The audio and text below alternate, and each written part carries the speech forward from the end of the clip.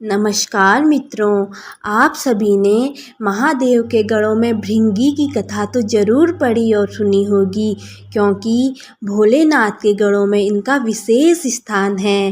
कहा जाता है कि भृंगी महादेव के गढ़ों में विशेष स्थान रखते हैं। जहाँ शिव होंगे वहाँ गणेश, नंदी, श्रृंगी, भृंगी, वीरभद्र का वास स्वयं ही होगा।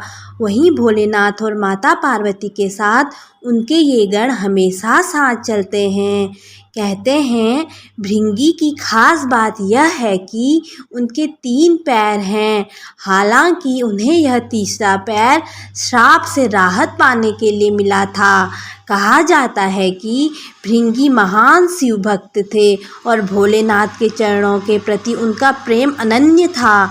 कहा जाता है कि उन्होंने सपने में भी शिव के अतिरिक्त किसी का ध्यान नहीं किया था।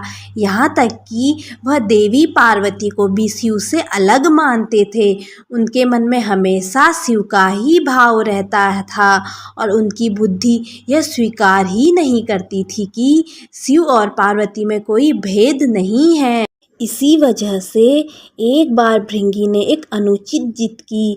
तब उन्हें समझाने के लिए भोलेनाथ और माँ पार्वती को अर्धनारीश्वर रूप धारण करना पड़ा।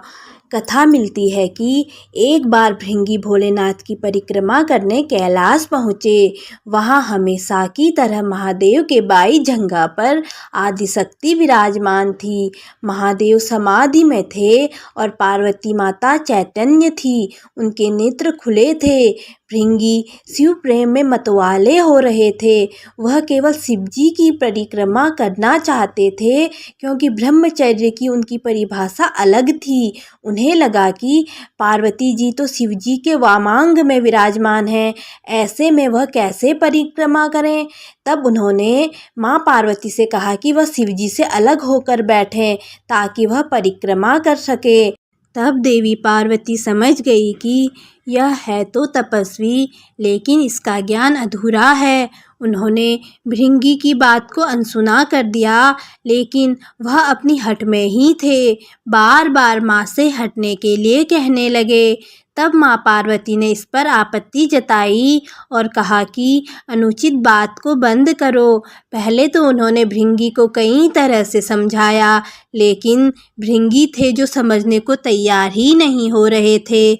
तब माता ने बात को अनसुना कर दिया, लेकिन भृंगी ने सर्प का रूप धारण किया और शिवजी की परिक्रमा करने लगे। सरकते हुए वह देवी पार्वती और महादेव के बीच से निकलने का यत्न करने लगे। उनकी इस दुष्टता का परिणाम यह हुआ कि शिवजी की समाधि भंग हो गई। उन्होंने समझ लिया कि यह मूर्ख पार्वती को मेरे वाम अंग पर देखकर विचलित है, वह दोनों में भेद कर रहा है। इसे सांकेतिक रूप से समझाने के लिए शिवजी ने तत्काल अर्धनारीश्वर स्वरूप धारण कर लिया। पार्वती अब उन्हीं में विलीन हो गई थी।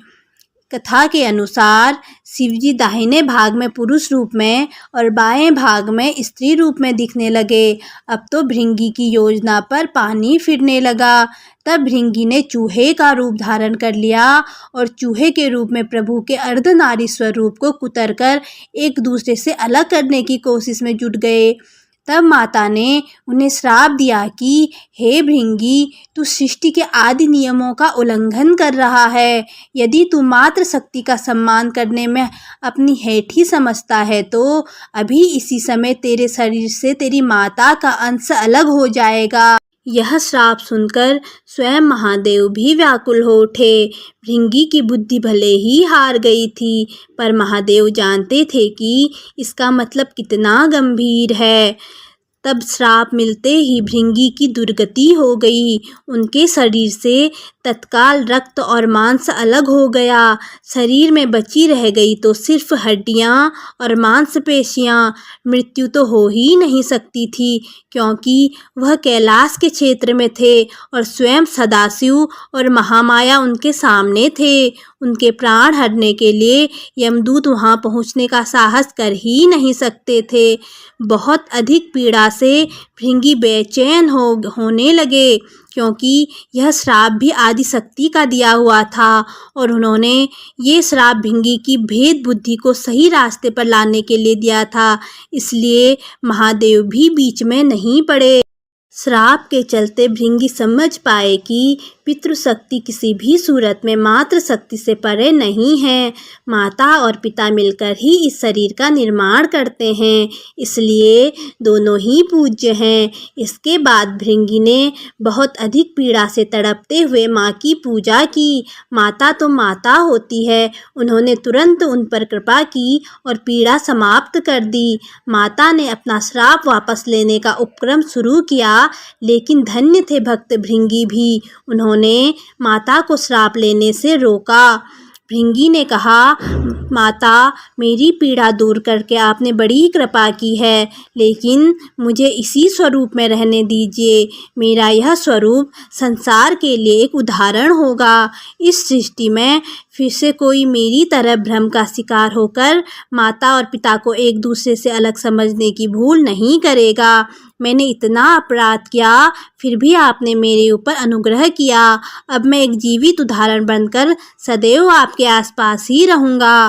भक्त की यह बात सुनकर महादेव और माता पार्वती प्रसन्न हुए। अर्धनारीश्वर स्वरूप धारण किए हुए माता पार्वती और शिवजी ने तुरंत भृंगी को अपने गणों में प्रमुख स्थान दिया। भृंगी चलने फिरने में समर्थ हो सकें, इसलिए उन्हें तीसरा पैर भी दिया। तीसरे पैर से वह अपने भार को संभालकर शिव पार्वती के साथ चलते हैं। अर्धनारीश्वर भगवान ने कहा, हे भृंगी, तुम सदा हमारे साथ रहोगे। तुम्हारी उपस्थिति इस जगत को संदेश देगी कि हर जीव में जितना अंश पुरुष का है, उतना ही अंश नारी का है। दोस्तों, अगर कथा अच्छी लगे तो चैनल को लाइक, शेयर और सब्सक्राइब कर दीजिए। धन्यवाद।